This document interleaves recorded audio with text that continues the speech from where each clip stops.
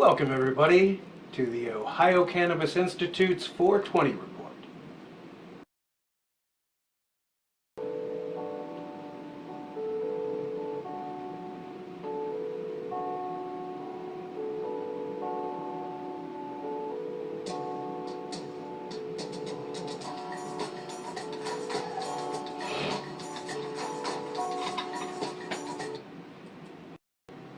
Hello and good afternoon. I'm your host, Fred Hanover. I am with OhioSmallBusiness.org, and we're going to spend a little time today talking about small businesses in Ohio and their relation to the cannabis industry. We have discussed a little bit yesterday about the four major areas in which we believe that businesses can be built and can succeed in the cannabis industry in Ohio that are what we call the pick and axe industry businesses. These are businesses that support ancillary services that the primary cannabis growers, processors, testers, and dispensers need.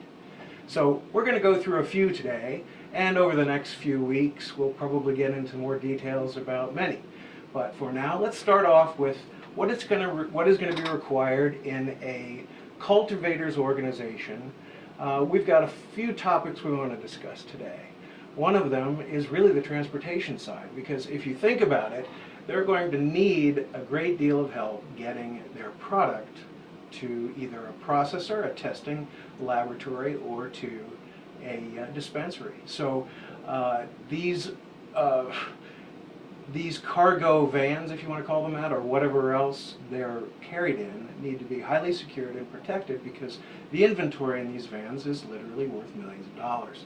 So there's a definite need in that market. There's also a very similar need for transportation of cash, because as cultivators receive their payments, more than likely they're going to be cash payments, because as it stands right now, with cannabis still being a Federal 1 class drug, banks are not real open to accepting cash. And quite frankly, on the same side, in the transportation of the inventory, they're really not, the companies like the big cash dispensary, Wells Fargo type companies are not really interested in getting involved in this industry either, because of, again, the same problem of being viewed by their bank customers as being involved in a business that may not necessarily be upright. Why they would think that? Because it's a class 1, and they know why it's a class 1. I don't know, but that's the way they think. So there are other things that these cultivators are going to need, and we're going to talk about these things over the next couple of days, over the next couple of weeks.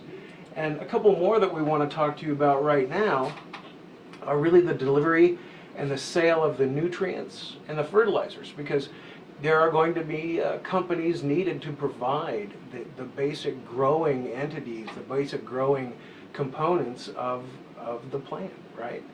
Soil providers, nutrient providers, whether they're organic, whether they're probiotic, or whether they're chemical, right? They're going to need this. They're also going to need delivery of the supplies to support that. So pots, and they make very interesting products today where you can reuse them, and they're designed for the perfect growth of this plant. So number of different areas that can be looked at in the cultivator side. Over the next few days, we're going to specifically stay with cultivators, and we're going to throw out some ideas that hopefully will spur some of your creativity, your imagination, to want to think about how you can help this industry. Really, my goal here today is nothing more than to spur your imagination, your creativity, help you find out what you actually want to do in this business, if indeed this is something you want to do. So we're going to call it here for a day for today. I look forward to seeing you again soon. And if indeed you want to reach out to OhioSmallBusiness.org, to me personally, my email address is FH, my initials, Fred Hanover, FH@SmallBusinessOhio.org. Look forward to seeing you again.